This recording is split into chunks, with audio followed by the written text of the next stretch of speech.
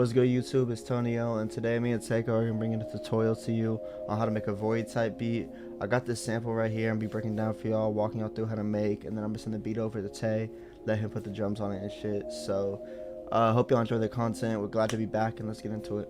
First, and probably most important thing to know and remember going into making these types of melodies is that he doesn't really have a set style. Vory doesn't have a set production style, and the only real common theme I see between his songs to song is that ambience. It's just ambience. That's the only word that really can really describe what he's got going on between tracks, especially on his new project. Just keep that in mind, and with that, it's gonna be more of a sound design thing than a MIDI type of melody. So you don't really gotta go crazy on the MIDI.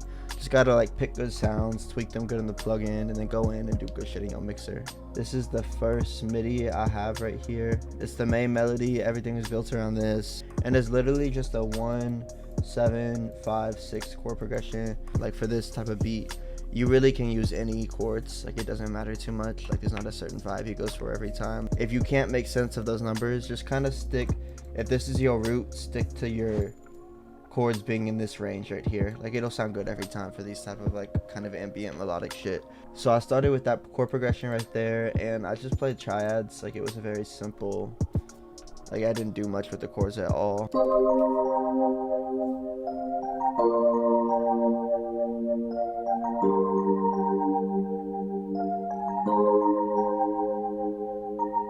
First effect I got on is EQ. Just cut out a lot of the lows, a lot of the highs. We want ambience, we don't want too much high end. Another high cut, just a high shelf right here. This preset is what introduced a lot of that kind of white noise you're gonna hear when I play the sample with effects on. And then I put the Sparker Filters from Mellow preset on, which I use this a lot. It kind of just adds a shimmer sort of type thing to the high end of the melody, which is pretty cool.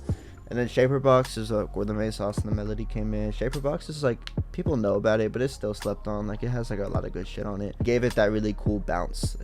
I didn't even come up with any of this shit. I was just scrolling through presets and found this. And then RC20, I just put Vinyl 3, and then I turned this high cut down.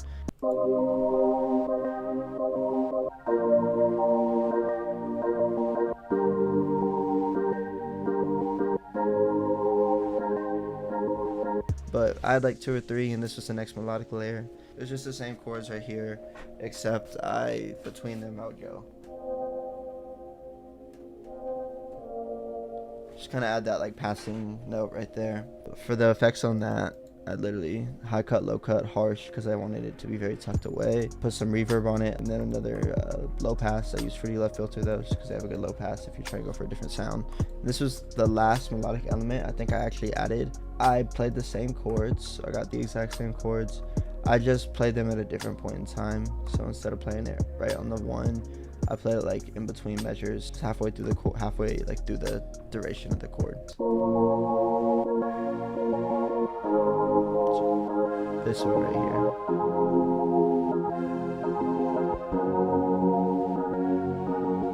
After that, I did lie. There's one more melodic element, and this is a thing I've seen prominent and it's always in Vory's music a lot, is that he adds vocal loops a lot in his melodies. And so I just came into the splice and just found a random vocal loop.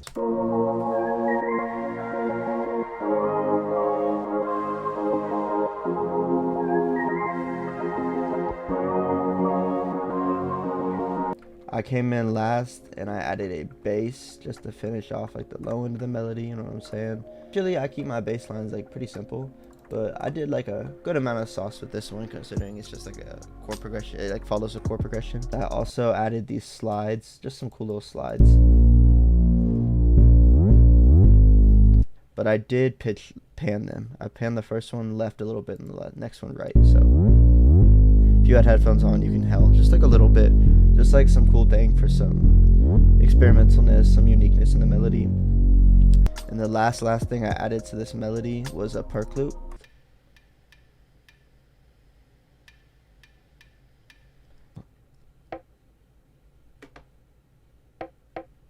I got just a hi-hat, and I just 2-stepped this actually, and turned the velocities way down and randomize them, so I had a little realistic bounce. And then for all of them, I just cut out a lot of the highs just to make them hit pretty soft. That's the melody. That's pretty much all I got. I'll play it for y'all real quick, and then I'm gonna send this over to Tay, like I said, and he gonna do the drums for y'all.